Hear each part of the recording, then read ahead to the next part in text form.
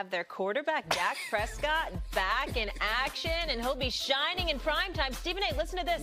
The Cowboys, they've got 6 primetime games. So after their Week 10 bye, they enter a tough stretch with short rest. The Cowboys will host the Eagles in Week 12, followed by a home matchup against the Chiefs on Thanksgiving Day. My goodness, and wrapping up a 3-game the visit to the Detroit Lions. Wow, that is a tough second half, Stephen A. Molly. What? Did Jerry Jones buy Stephen A's suit today? You're right. Did wow. you? Does look I'm just now noticing like this. Goodness. Wow. Look like Jerry. You are really repping the star. What are you? You are repping the star today on the show. Are you Stephen A. Smith or Stephen Jones Jr.? Yo, I literally came into this studio. I'm talking about the Knicks. I got the Knicks on my mind. And I swear to you, it wasn't until 30 seconds ago when Ryan Clark looked at me and said, "You have on cowboy colors." I was like, oh, my God. I didn't know. I didn't know, man. You probably, it wasn't intentional, man. You probably jinxing the Knicks right now, dressed up like that. Because what do you always say? Don't do that. What do you always say? See. What can happen? What can't go wrong? What can go wrong? Will go wrong with the Dallas Cowboys. That's only applicable to the Dallas What Cowboys. about the Knicks That's only now? applicable to the Dallas Cowboys. Because we're not a delusional, nauseating, disgusting fan base. So that doesn't apply to us. That only applies totally to the disagree. Cowboys. Oh, please. Oh, please. We are very much realists, okay? We haven't won the title since 1973. So we know how often we've stunk. We are aware. We don't sit up there going, you know we're going to win this NBA championship next year, right? Stephen We don't do that. Every time y'all win a playoff game or playoff series, what happened? What happened with your phone? It start on the wall. And then it'd be like this. Ah! Well, that's what every single time. Notice I haven't done that this series. But you know what? Very nervous. But you know what? You know how I know Ryan is true? Because I live with a Knicks fan. And she is obnoxious. She has been beyond obnoxious. She's Knicks and That's why your wife is so wonderful. You see what I'm dealing with? Knicks and Cowboys? She's Knicks and Cowboys. No. What about Knicks what and she's Cowboys. dealing with? You understand what I'm saying? You and you, Mr. But see, I'm not flagrant with my Lakers, anything like that. She's actually she is a habitual loser outside of marriage. outside of marriage and raising beautiful children and being an awesome grandmother, she's a habitual loser. Yeah. Hold on, you won though. Huh? You won championship. I won. Yeah, I won. I got rings in it. She don't have the. She got the most important ring. No. See, I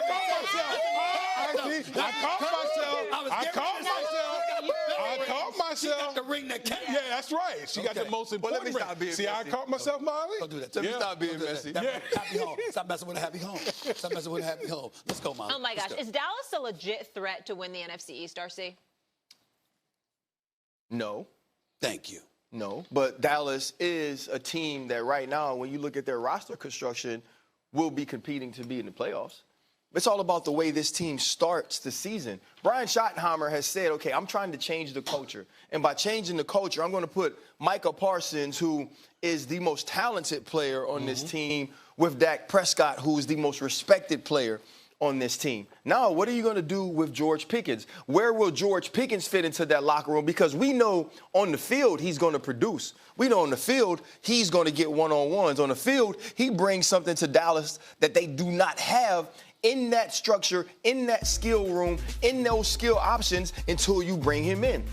Defensively, how do you shore up the back end? What are you going to do to stop the run? This team has an opportunity to compete, but must we forget Philadelphia in this division? Right.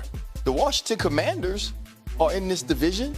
This is going to be a tough division to win, but I do believe the Cowboys have a chance to compete to be a playoff team. I will say this. A lot of this depends on Dak Prescott playing 17 games. Yep. When Dak Prescott plays 17 games, you can almost book the Cowboys for a minimum 9 wins. Yeah. 9 wins. And that's just, you can give me the skirl on your face and all that. But when Dak Prescott plays, he usually wins in the regular season. Book him for at minimum 9 games.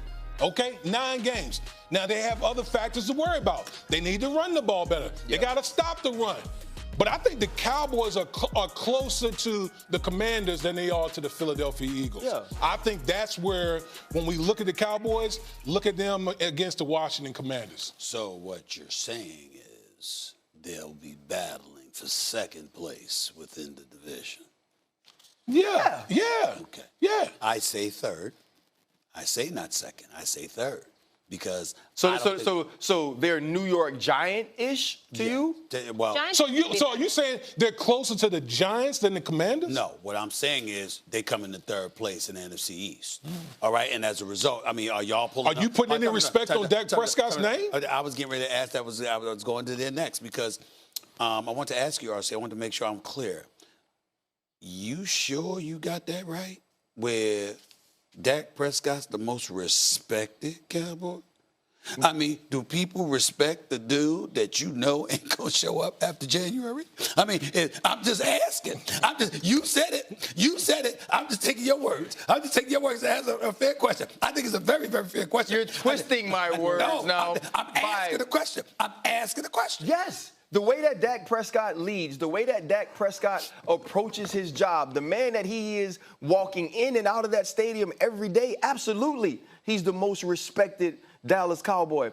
And you act like Dak Prescott has never produced in his career. I think this is the guy that finished second in Dak MVP Prescott voting is 2 years ago. Fabulous regular season quarterback. I think he's a fabulous regular season quarterback. That's what I think of him. So there's no team failure in the playoffs. I think that he's a fabulous regular season quarterback who does an outstanding job of making sure that he gets paid.